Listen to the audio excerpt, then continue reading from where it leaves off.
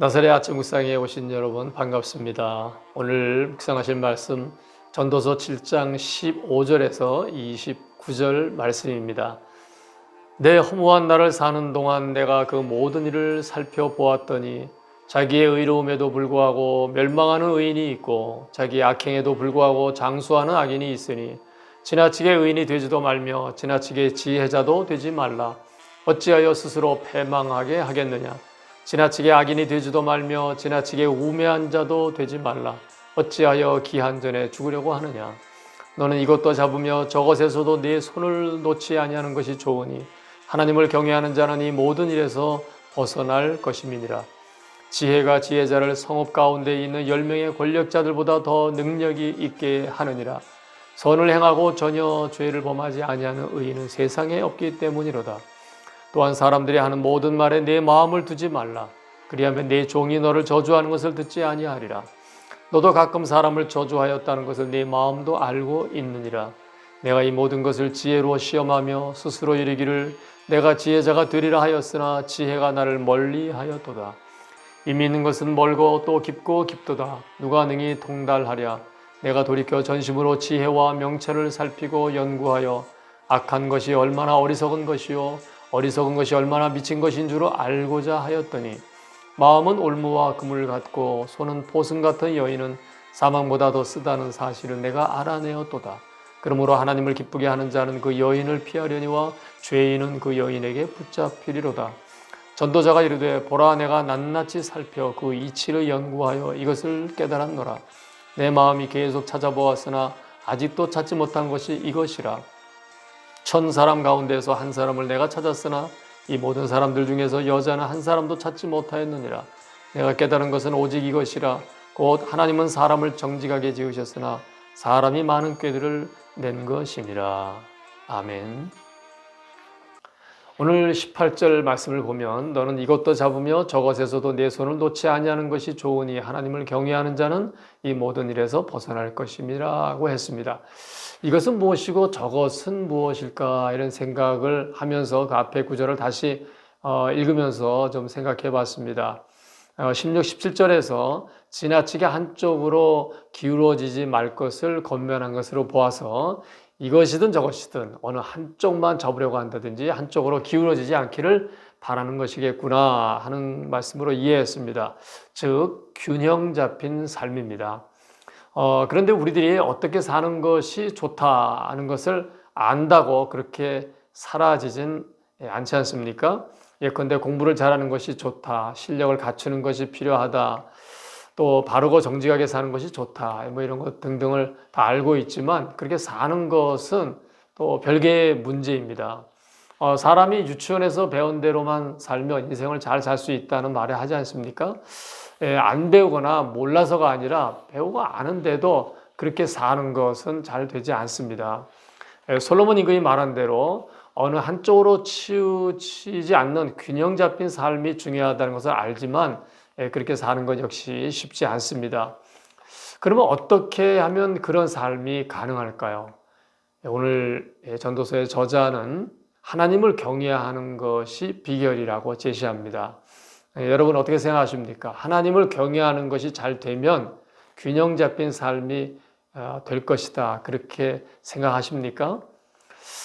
저는 기독교 집안에서 태어나서 성장해 왔고 또 목회자의 길을 걸어온 것이 40년이 넘지만 하나님을 경외하는 것이 내가 참 잘 안 되는구나 하는 것을 나이가 들어가면서 더 절감하게 됩니다. 여러분은 어떠신지요? 우리가 하나님을 경외하는 것이 지혜의 근본이고 하나님을 경외하는 것이 또 악에서 떠나게 되는 길이 되고 하나님을 경외하는 것이 치료의 광선을 바라는 길이 된다는 거 뭐 다 아는데 하나님을 경외하는 일은 참 잘 되지 않는 것을 느낍니다. 우리가 하나님을 경외하는 것이 잘 안 되고 있다는 것을 볼 수 있는 것 중에 하나가 분노의 문제, 또 불평의 문제 같은 것이죠. 뭐 다툼의 문제 같은 것. 우리들이 집안에서 그 식구들에게는 쉽게 화를 내거나 짜증을 내게 되지 않습니까? 저도 그런 내 모습을 이렇게 내가 인식하지 못할 때는 모르는 대로 그렇게 했는데 인식하면서부터는 참 내가 하나님을 경외하는 것이 잘 안 된 거구나. 우리 집에 하나님이 계시고 우리 주님이 계시고 그런데 주님이 눈에 보이지 않는다는 것 때문에 식구들에게 쉽게 소리치고 화를 내고 그러지 않나. 그래서 집안에서 화를 잘 내고 소리치고 한다는 것은 그 집에 계시는 주님을 인식하지 못하는 것이고 또 인식하면서도 그렇게 한다면 집에 주님이 계시다는 걸 알면서도 그렇게 한다면 그건 얼마나 하나님 앞에 외람된 자세고 또 교만한 자세가 되겠습니까? 성경에 보이는 사람을 사랑하지 않는 사람이 보이지 않는 하나님을 사랑할 수가 없다고 말씀하지 않았습니까? 그래서 사람을 대하는 우리의 모습이 또 하나님을 대하는 그 어떤 특정 기준이 될 수 있다는 것입니다. 하나님을 경외한다는 말의 반대는 하나님을 무시하는 것이죠.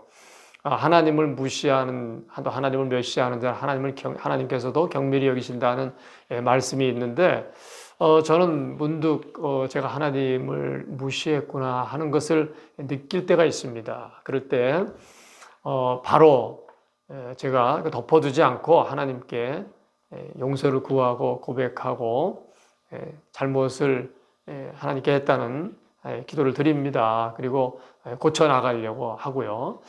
그 20절 말씀에 보면은 선을 행하고 전혀 죄를 범하지 아니하는 의인은 세상에 없다 그랬는데 그 말씀처럼 우리 모두 다 죄인입니다. 그래서 빨리 인정하고 회개하고 또 수정해 가려고 하는 것이 가장 좋은 모습이라고 생각합니다. 23절에서 솔로몬은 내가 지혜자가 되리라 하였으나 지혜가 나를 멀리하였도다 이런 말을 했습니다. 솔로몬은 모두가 아는 지혜의 사람인데 어떻게 자기가 지혜자가 되려고 했는데 지혜가 멀리 갔다. 또 그런 말을 할까 하는 생각을 했는데 그 주석에는 이렇게 해석했습니다. 솔로몬 왕이 모든 것을 아는 지혜자가 되기를 원했지만 그렇게 되지 못했다는 고백이다라고 해석을 했습니다. 그렇습니다. 사람 중 어느 누구도 완벽하거나 완전한 사람이 없습니다. 그렇기 때문에 겸손하게 하나님을 경외하고 하나님께 순종하려고 하는 자세로 사는 것이 가장 좋고 또 잘 되지 않았을 때 그것을 인정하면서 회개하면서 또 다시 그 주님을 경외하는 모습의 삶을 살도록 힘쓰는 것이 좋겠다고 생각을 합니다. 솔로몬은 전도서의 메시지를 마치면서 12장 13절에서 하나님을 경외하는 것의 그 중요성을 다시 한번 언급하고 마무리합니다. 하나님을 경외하고 그의 명령들을 지키는 것이 모든 사람의 본분이다. 어린 자녀들이 성장하면서 부모님을 경외하는 것이 마음에 잘 자리 잡으면 잘못된 길을 가는데 또 많은 잘못된 유혹에서 그것을 벗어나고 이기는데 큰 도움이 되죠. 마찬가지로 사람이 하나님을 경외하는 것이 마음에 잘 자리 잡으면 모든 악의 유혹에 그래서 잘못된 길에서 벗어나는데 큰 도움이 되고 악으로부터 보호받게 되는 것이죠. 잠언 16장 6절에서 여호와를 경외함으로 인하여 악에서 떠나게 된다. 여호와를 경외함으로 인하여 악에서 떠나게 된다. 악에서 떠나기를 힘쓰는 마음이 있다면 하나님을 경외하는 것이 잘 되면 되는 거죠.